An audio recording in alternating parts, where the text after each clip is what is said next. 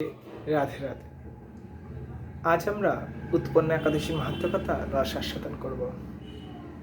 অজ্ঞান তিমিরান্ধস্য জ্ঞানাঞ্জন শলাকায় চক্ষুরান্মিলিतं যেন তস্मै শ্রী গুরবে নমঃ। বন্দেহং শ্রীগুরু শ্রীচিত্তপদকমलं শ্রীগুরুन् বৈষ্ণবাংশ্চ শ্রীরূপাং সাগ্রজাतं সহগণ রঘুনাথং নিतं ত্বং সজীবং সাদ্বৈतं সাবধূतं পরিজনসহিतं শ্রীকৃষ্ণ চৈতন্যদেবং শ্রীরাধাকৃষ্ণপদান সহগণ ললিতা শ্রীবিশাখান্বিতাংশ্চ। হে কৃষ্ণ করুণা সিন্ধু দীনবন্ধু জগৎপতে গোপেশ গোপিকাকান্ত রাধাকান্ত নমস্তুতে। তপ্ত কাঞ্চন গৌরাঙ্গী রাধে বৃন্দাবনেশ্বরী বৃষভানুসুতে দেবী প্রণমামি হরি প্রিয়ে। জয় শ্রীকৃষ্ণ চৈতন্য প্রভু নিত্যানন্দ শ্রী অদ্বৈত গদাধর শিবাসাদি গৌর ভক্তবৃন্দ। বাঞ্ছা কল্পতরুভ্যস্য কৃপা সিন্ধু এব চ পতিতানাং পাবনেভ্যো বৈষ্ণবেভ্যো নমো নমঃ। হরে কৃষ্ণ কৃষ্ণ কৃষ্ণ হরে হরে, হরে রাম রাম রাম হরে হরে, হরে কৃষ্ণ কৃষ্ণ কৃষ্ণ হরে হরে, হরে রাম রাম রাম হরে হরে, হরে কৃষ্ণ কৃষ্ণ কৃষ্ণ হরে হরে, হরে রাম রাম রাম হরে হরে, হরে কৃষ্ণ কৃষ্ণ কৃষ্ণ হরে হরে, হরে রাম রাম রাম হরে হরে। ওম নমো ভগবতে বাসুদেবায় নমঃ। ওম নমো ভগবতে বাসুদেবায় নমঃ। ওম নমো ভগবতে বাসুদেবায় নমঃ। অর্জুন বললেন, হে দেব, অঘ্রাণ মাসে পুণ্য দায়নি, অর্থাৎ এই একাদশী অঘ্রাণ মাসে হওয়ার কথা, কিন্তু বিধি ও সময় অনুযায়ী একটু আগিয়ে পিছিয়ে গেছে বলে তিথিটি, তাই আমরা কার্তিক মাসে এই ব্রতটি পালন করছি। অঘ্রাণে পুণ্য দায়িনী কৃষ্ণপক্ষে একাদশীকে কেন উৎপন্না বলা হয় এবং কি জন্যই বা এই একাদশী পরম পবিত্র ও দেবতাদেরও প্রিয়, তা জানতে ইচ্ছা করি। আপনি কৃপা করে আমাকে তা বলুন। শ্রী ভগবান বাচ ভগবান বললেন, হে পৃথাপুত্র, পূর্বযুগে সত্যযুগে মূর নামে এক দানব ছিল। অতি অদ্ভুত আকৃতি বিশিষ্ট সেই দানবের স্বভাব ছিল অত্যন্ত কোপন। সে দেবতাদেরও ভীতিপ্রদ ছিল।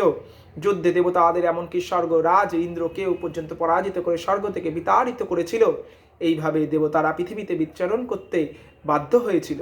তখন দেবতারা মহাদেবের কাছে গিয়ে নিজেদের সমস্ত দুঃখ সবিস্তারে জানলে মহাদেব শুনে তা বললেন, হে দেবরাজ, যেখানে শরণাগত ভক্তবৎসল জগন্নাথ গরুধ্বজ বিরাজ করছেন, তোমরা সেখানে যাও।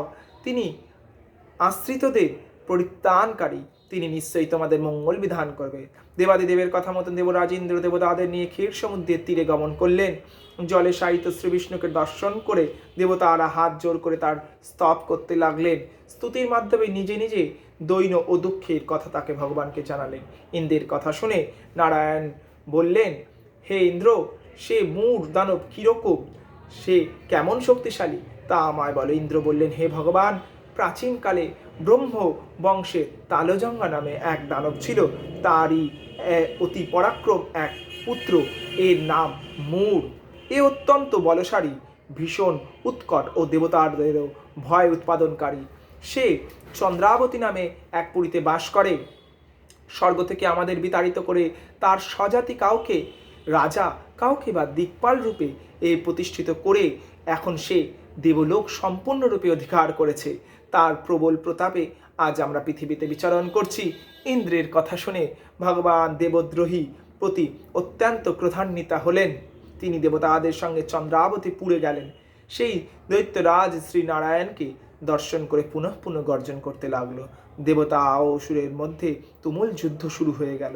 যুদ্ধে দেবতারা পরাজিত হয়ে এদিক ওদিক পালিয়ে গেল। তখন যুদ্ধক্ষেত্রে শ্রীনারায়ণকে একা দেখে সেই দানব দাঁড়াও দাঁড়াও এই কথা বলতে লাগলো। শ্রী ভগবান ক্রোধে গর্জন করে বললেন, রে দুরাচার দানব, আমার বাহুবল দেখ। এই বলে অসুর পক্ষীয় সমস্ত যোদ্ধাদের দিব্য বাণের আঘাতে নিহত করতে লাগলেন। তখন তারা প্রাণভয় নানা দিকে পালাতে লাগলো। সেই সময় নারায়ণ দৈত্য সৈন্যের মধ্যে সুদর্শন চক্র নিক্ষেপ করলেন, ফলে সমস্ত দৈত্য ধ্বংসপ্রাপ্ত হলো। একমাত্র মূঢ় অসুরই জীবিত ছিল। সে যুদ্ধস্তে নারায়ণকে পরাজিত করল। তখন নারায়ণ দৈত্যের হাতে বাহুযুদ্ধে লিপ্ত হলো। এইভাবে দেবতাদের হিসাবে 1000 বৎসর যুদ্ধ করে ভগবান তাকে পরাজিত করতে পারলেন না। তখন শ্রীহরি বিশেষ চিন্তান্বিত হয়ে বদ্রিকা আশ্রমে গমন করলেন। সেখানে সিংহবতী নামে একটি গুহা আছে। এই গুহাটি 1 দ্বার বিশিষ্ট এবং এর 12 যোজন অর্থাৎ 86 মাইল পর্যন্ত বিস্তৃত। ভগবান বিষ্ণু সেই গুহার মধ্যেই শয়ন করলেন। সেই দৈত্যও তার পিছন পিছন ধাবিত হয়ে গুহার ভেতরে প্রবেশ করলো। সে বিষ্ণুকে নিদ্রা অবস্থায় দেখে বুঝতে পারল, অত্যন্ত আনন্দিত হয়ে ভাবতে লাগলো তার সাথেই যুদ্ধে পরাজিত হয়ে বিষ্ণু হয়তো এখানে এসে শুয়ে পড়েছে, এখন আমি তাকে অবশ্যই বধ করব। এই মতো অবস্থায় চিন্তার সঙ্গে সঙ্গেই বিষ্ণুর শরীর হতে এক কন্যা উৎপন্ন হল। এই কন্যাই উৎপন্না একাদশী। তিনি রূপবতী, সৌভাগ্যশালী, দিব্য অস্ত্র ধারিণী ও বিষ্ণুর তেজ সম্ভূতা বলে মহাপরাক্রমশালী ছিলেন। দৈত্যরাজ সেই স্ত্রী রূপিণী দেবীর সাথে তুমুল যুদ্ধ শুরু করলো। কিছুকাল যুদ্ধের পর দেবী দিব্য তেজে সেই অসুর ভস্মীভূত হয়ে গেল। তারপর বিষ্ণু জেগে উঠে সেই ভস্মীভূত দানবকে দেখে বিস্মিত হলেন। এক দিব্য কন্যাকে তার পাশে হাত জোর করে দাঁড়িয়ে থাকতে দেখলেন। বিষ্ণু বললেন, হে মহাপরাক্রান্ত উগ্র মূর্তি, এই মূর দানবকে কে বধ করলো?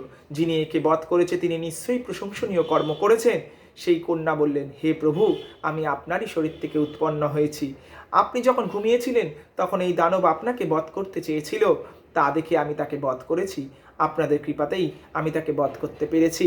এ কথা শুনে ভগবান বললেন, আমার পরাশক্তি, তুমি একাদশীতে উৎপন্ন হয়েছে, তাই তোমার নাম আজ থেকে উৎপন্না একাদশী। আমি এই ত্রিলোকে দেবতা ও ঋষিদের অনেক বর প্রদান করেছি। হে ভদ্রে, তুমিও মন মতো বর প্রার্থনা করো, আমি তোমাকে তা প্রদান করব। একাদশী বললেন, হে দেবেশ, ত্রিভুবনের সর্বত্র আপনার কৃপায় সর্ববিঘ্ন নাশিনী ও সর্বপ্রদায়িনী রূপে যেন পরম পূজ্য হতে পারি, এই বিধান প্রদান করুন। আপনার প্রতি ভক্তিবশত যারা শ্রদ্ধা সহকারে আমার এই ব্রত উপবাস করবে তাদের সর্বসিদ্ধি লাভ হবে, এই বরই প্রদান করুন। বিষ্ণু বললেন, হে কল্যাণী, তাই হোক। উৎপন্নার নামে প্রসিদ্ধ তোমার এই ব্রত পালনকারী সমস্ত ইচ্ছাই পূর্ণ হবে। তুমি তাদের সকল মনোবাসনা পূর্ণ করবে, এতে কোনো সন্দেহ নাই। তোমাকে আমার শক্তি বলে মনে করি, তাই তোমার ব্রত পালনকারী সকলেই আমারই পূজা করবে। এর ফলে তারা মুক্তি লাভ করবে। তুমি হরিপ্রিয়া নামে জগতে বিখ্যাত হইবে। এই ব্রত পালনকারী শত্রু বিনাশ, পরম গতিদান এবং সর্বসিদ্ধি প্রদান করতে সমর্থ হবে। ভগবান বিষ্ণু এইভাবে উৎপন্ন একাদশীকে বরদান করে অন্তর্নিহিত হলেন। সমস্ত ব্রতকারী দিবারাত্রি ভক্তিপরায়ণ হয়ে এই উৎপন্ন একাদশীর উৎপত্তির কথা শ্রবণ কীর্তন করলে শ্রীহরির আশীর্বাদ অনায়াসেই ধনধান্য লাভ করে। হরি হরি হরি হরি। আমরা রস আস্বাদন করলাম উৎপন্ন একাদশী ব্রত মাহাত্ম্য কথা। আগামী দিন 9:41 মধ্যে আমরা পারণ নিবৃত্তি করব। নিতাই গৌর সীতানাথ প্রেমানন্দে। হরি বল হরি বল হরি বল। জয় জয় রাধা রমন লাল কি জয়। জয় জয় শ্রী রাধেশ।